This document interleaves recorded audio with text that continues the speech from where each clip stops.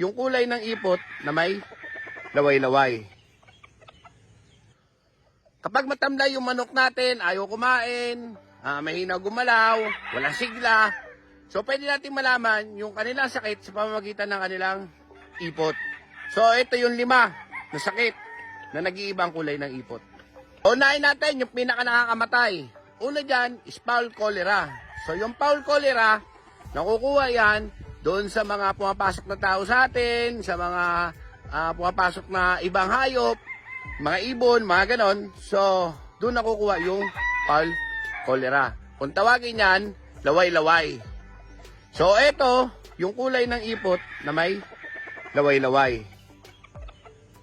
So, paano maiwasan? Pwede tayong mag-vaccine ng fowl cholera. Ang problema, mahirap hanapin ang vaccine na yan.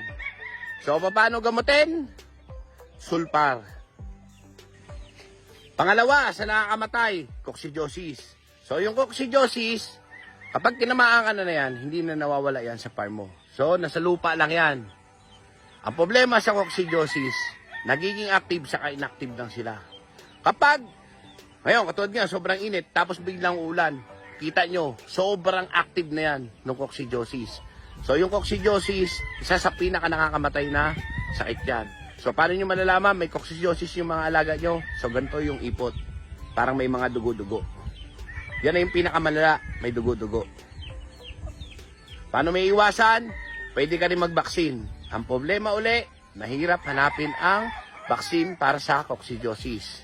So, anong gamot? Sulfar. Dumi na may salmonella. Mapapansin nyo, kulay puti na basa-basa.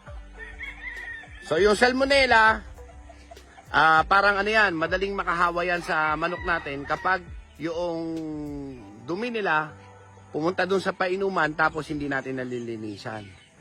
So, paano gumatin? Yung salmonella, sulfar. E. coli. So, yung E. coli, katulad ng salmonella, kapag infected ng E. coli yung manok natin tapos dumumi sila dun sa painuman, hindi natin nalilinisan, yun na, maghahawa-hawa na yung mga manok natin. So, yung E. coli, mapansin nyo yung dumi niya, parang dilaw, na medyo basa. So, paano maiwasan? Laging linis ng painuman, katulad din sa salmonella. So, anong gamot? Sulfar. At yung panguli, avian malaria. So, makikita nyo, greenish yung kanilang dumi. So, yung avian malaria, nakukuha naman yan sa kagat ng lamok. So, paano maiwasan? Meron din vaccine para sa avian malaria. Ang problema, mahirap din hanapin. Anong gamot? Sulfar. So, bakit ba puro sulfa? Yung pinakamagandang gamot sa 5 na yan. Kasi ang sulfa is sulfadiazine, sulfacloxin, saka paracetamol. So, yung sulfacloxin, yan na yung pinakamagandang klase ng sulfa. So, lahat kasi na sangkit na nabanggit ko, may intestinal problem. Tungkol yan sa bituka. So, yung sulfacloxin, sulfadiazine, napakaganda na yan sa intestinal problem ng mga alaga natin. Sinamahan pa ng paracetamol para mas mabilis yung kanilang recovery. Tandaan nyo, lahat ng manok na may sakit, maliit o malaki, meron niyang kasamang fever. Kaya maganda yung paracetamol kasama ng sulfadiazine saka sulfacloxin. So, paano ginagamit yung sulfar QR na powder? So, katulad din ng Prevoxin, bigay tayo sa umaga. Gagawin natin, kuhawin na muna yung mga alaga natin bago tayo magbigay ng sulfar. Sa tablet naman, bigay tayo sa nakacord natin, tapos 2 dip lang na painom. Ngayon, kapag malala na talaga yung sakit ng mga alaga natin, pag yung talagang malala na, gamit tayo ng Premoxil sa umaga at sulfar sa hapon para mas mabilis yung recovery. Tandaan nyo kapag sobrang lala na.